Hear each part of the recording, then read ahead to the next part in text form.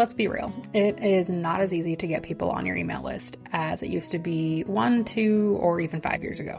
People are really tired of downloading PDFs that they never open that don't actually help them. So if your email list growth has stalled or your freebie feels like it's falling flat, then this episode is for you. I'm going to break down why the old opt-in model is losing steam and what actually is working right now to attract aligned leads and build trust that converts those leads into clients.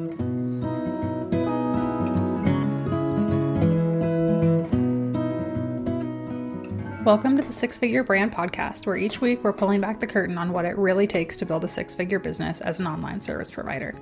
I'm your host, Morgan. I'm a branding expert, online agency owner, mom of 2, and military spouse, and I'm obsessed with helping entrepreneurs like you understand the ins and outs of branding so that you can use it to grow your business without sacrificing your sanity.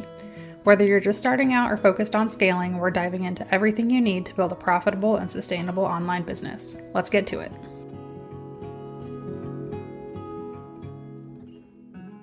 Raise your hand if you have ever spent hours and hours designing a beautiful free PDF thinking that it would flood your email list with dream clients only to get 12 downloads and 0 conversions. If that sounds familiar, then this episode is for you. There was a time when free opt-ins like checklists, PDFs, worksheets, workbooks, etc. were kind of the gold standard for email list building, but that strategy has really stopped working in the last couple of years. And it's not that email marketing is dead. In fact, I think it's really more important than ever, but it's how you get people on your list that needs to evolve.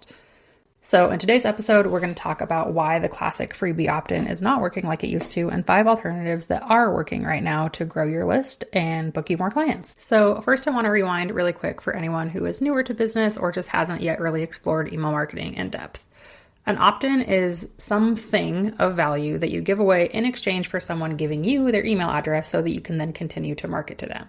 So typically in the online business world, this is a free PDF, a training, a checklist, anything that gets somebody to say, yes, I will give you my email address because I want that thing. Most of us have seen this in the form of if you're shopping online and they'll say, enter your email address for 10% off your first purchase. That's an email opt-in, but product businesses obviously do it a little bit differently than service businesses. So why should you care about email in the first place? Email is one of the only channels that you actually own. And people will say, oh, well, your list is housed in ConvertKit or Flowdesk or MailChimp or whatever. Yes, that is true. And if you're not backing up your email list every so often already, then here is your reminder to start doing that.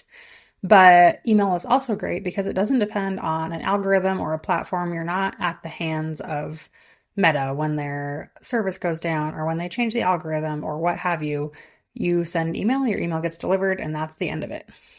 And finally, you can nurture your audience directly. So you're not hoping that you show up in their feed or hoping that they happen to log into Instagram that day, that you go live. It comes to their inbox and they read it whenever they're ready to read it. And it really keeps it simple, more personalized, and you can go a lot deeper in an email than you can go in like a social post, for example. So really, email marketing is about building relationships that will hopefully eventually lead you to sales without relying on all these external channels like social media 24/7. So if email is still so important and works so well, then why are these traditional freebies that we've been used to kind of starting to lose their impact? Here's the deal. The free PDF is everywhere. People are like desensitized, numb to them. They don't notice, they don't care. They don't want another thing sitting on their desktop that they're never going to actually open. And the free PDF tends to attract lower intent subscribers who just like are kind of resource hoarding and just want some stuff for free. And they're not really in a position where they actually are ready to hire. So those leads that you are getting from those free PDFs aren't very well qualified or likely to purchase anyway. And again, I mentioned this already. How many PDFs do you have in your downloads folder that you have never opened? It's just another thing on your to-do list. You're probably not going to get around to it. And as quickly as you got that lead, you probably will also lose it because frankly, Google or ChatGPT or whatever can answer their question faster than it's going to take them to read through your whole PDF.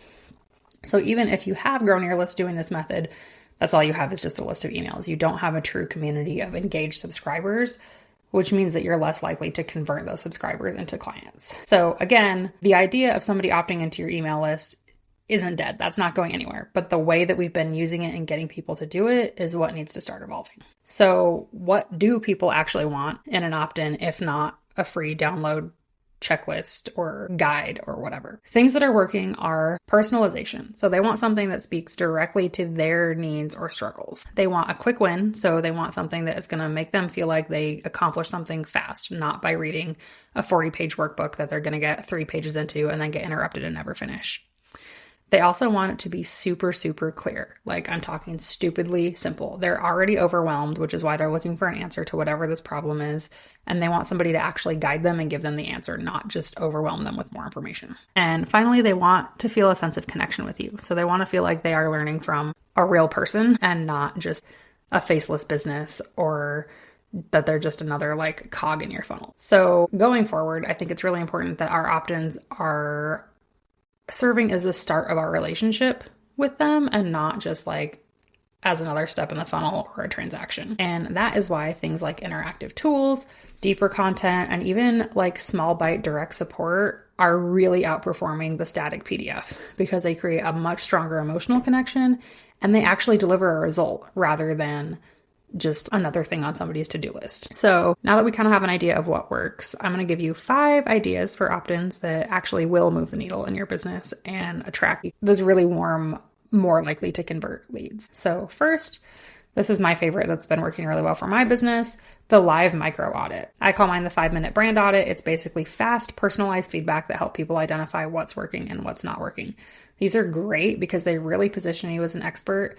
They build trust and people feel like they get to know you and get a taste of what it might be like to work with you. So tips here would be keep it short. So like I said, mine is a 5-minute brand audit and I will do as much as I can for somebody in 5 minutes. Occasionally I'll go to like 6 or 7, but then I just tell them in their recording like, hey, this is all I was able to get to today. If you want me to like dive deeper, you want to talk one-on-one, here's some options. And those are all paid options, obviously. And another thing you can do to make this easy for yourself is create some type of internal like checklist or framework so that you're not just winging it every time. So this is going to work really, really well for any service-based business. If you're a copywriter, you can do a copy audit. Designers, obviously a design audit is great. I knew someone who was an email marketer. And so she offered for like a limited time, she would subscribe to your email sequence and then give you feedback on like what's working well and what's working not as far as your email automations and copy and stuff goes. And that I thought was super cool. So highly, highly, highly recommend if there's a way that you can incorporate any live component into your opt-in. I think that is the golden ticket for sure. Next would be the quiz funnel. So I have a little bit of a love-hate relationship with quizzes. I feel like when I first started my business in like 2018, they were starting to get really, really popular. And I come from the millennial, like taking a quiz in Tiger Beat magazine era. So I'm all about the quizzes. They kind of died out for a while. I feel like they're really coming back and they're working really well. But the key here is to make it super, super, super actionable and personalized. So people love a quiz. And it also helps them to be able to like self-diagnose a problem, which then builds your authority because they can say, oh, wow, this person figured out what I needed to work on just by like me going through this quiz. Imagine what it would be like if I worked with them one-on-one. So some examples, brand designers have done all sorts of versions of like, what's your brand personality? So that could be a good one. Where's your sales funnel leaking is another example.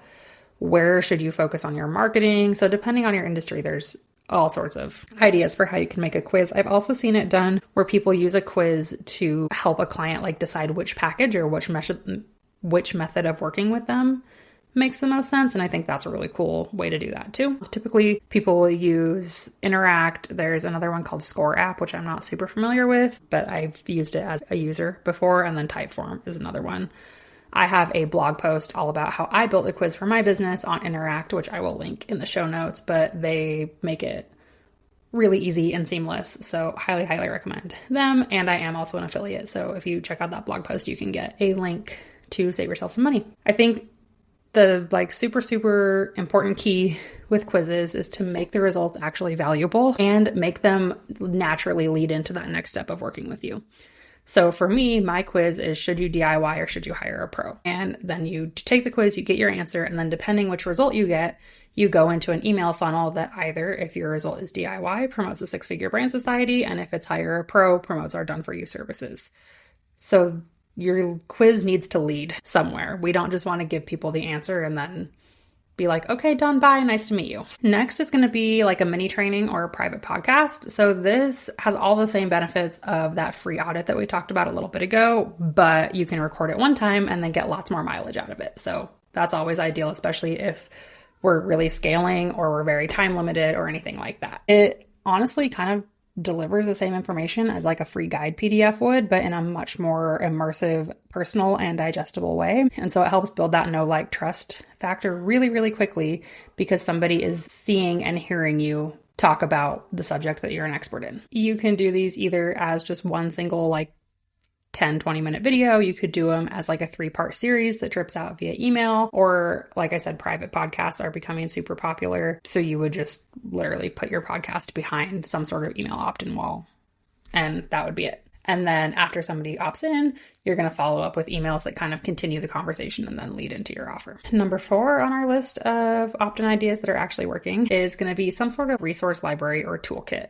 So especially if you serve an audience who has any interest in DIYing, this is going to be really, really great for you because you get to say, hey, here are all the tools that I love for doing XYZ thing. And then if you're affiliate for those things, obviously you can offer a discount. You could include maybe some like little tutorial videos of how to use them. And it's a really premium and curated experience versus leaving somebody to have to Google for the answer and kind of duct tape all these things together. So you could include things like templates, swipe files, a tutorial of how to do kind of a small bite-sized piece of your process,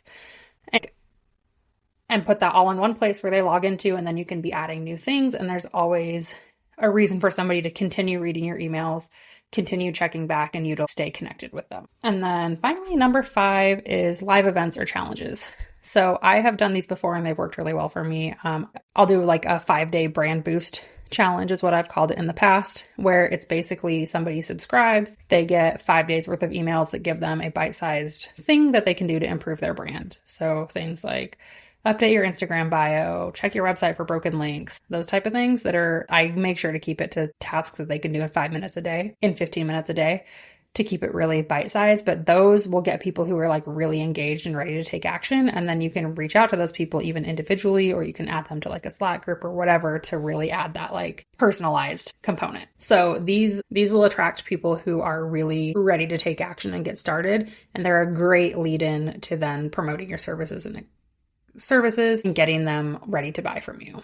And then finally, this is a little bit of a bonus, but don't underestimate the power of a value-packed newsletter. So I know people are like, oh, nobody's going to opt in if I just say subscribe to my newsletter. If you provide enough value there, they will. If it's something that they really, really are interested in learning about, or they really are considering hiring you and wanting to get to know you, they absolutely will. And the key here is that you have to make sure that you are showing up and delivering that value on whatever cadence you say you will. If you say it's every week, it's got to be every week, and you have to really go above and beyond and knock it out of the park and wow them. Things like best tips for XYZ, lessons I learned on my journey to becoming a insert your industry here, client stories that go beyond testimonials, so like true case studies, those type of things can seriously convert way better than any freebie that you're going to give people. So don't be afraid to invite people to sign up for your list, because the weekly content or monthly content is what's of value. So to kind of close this out, I want to reiterate that free downloads are not bad. I still see them work, but they're not the most effective way to build a warm, engaged list anymore. So if you're going to create a lead magnet, which is a big time lift on the front end, especially for something that you're like not getting an immediate ROI on, make sure it actually helps people and make sure it feels like it's worth it for the person who's opting in, because unfortunately the bar is just a lot higher right now. The goal isn't just to grow your email list. So I'm not trying to get you 5,000 people on your list. I want to get your people on your list who are really engaged and those warm leads that want to buy from you and want to get to know you better. The goal of your email list is to build relationships, build trust, and attract people that are genuinely interested in working with you. Also, a couple points I want to add here. One, if you have the best opt-in in the world, nobody is going to opt in for it unless you promote it. So make sure that once you've got your opt-in, that you're promoting it so much that it almost feels like you're being annoying. I cannot tell you how many people I hear be like, I have such a hard time growing my email list. And I ask them, well, how often are you promoting their freebie? And they just look at me like, I'm not. And then the other pro tip here is you don't have to have just one. You could do a few of these options that I gave you, and The idea here would be that different people are, one, drawn to different formats. So some people like quizzes, some people want a resource vault, some people want a private podcast. And even more importantly, your opt-ins can solve different problems for people who are in different stages of like your client funnel. To give you another example, let's say you're a travel planner,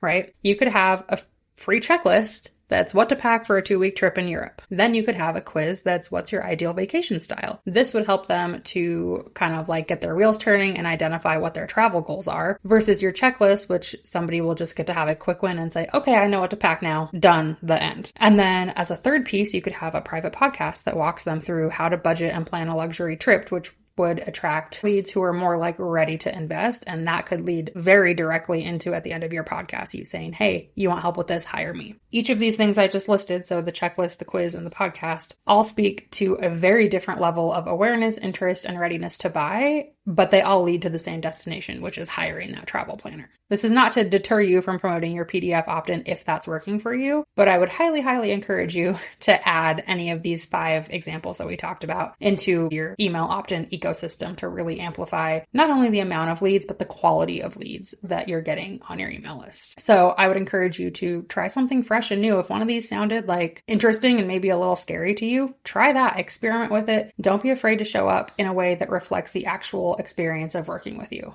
I can't tell you how many people, whenever I first launched my 5-minute brand audits, said, I can't believe you're giving this away for free. It's going to take so much time, and just like kind of thought I was crazy, but it has worked so well for me. And honestly, I enjoy doing them. There will probably become a day that they're not scalable anymore, but I'm not going to let that deter me from continuing to do what's working now. So that's on email opt-ins. Go ahead and email me on Instagram if this episode has resonated with you, and tell me what opt-in you have that you're really struggling with, and maybe we can kind of brainstorm and workshop on it a little bit.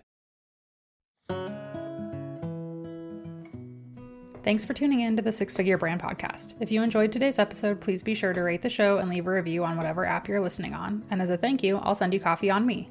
Yes, I'm serious. As a smaller show for now, you taking the time to do this makes a huge impact on how we can reach more people and how I can continue to create this content for free. When you take a screenshot of your review, follow and tag me on Instagram at @SpectandCo. I'll send you a $5 Starbucks gift card. As always, don't forget to check out the show notes for any links or resources I mentioned during the episode. Thanks again for listening, and I'll catch you next week.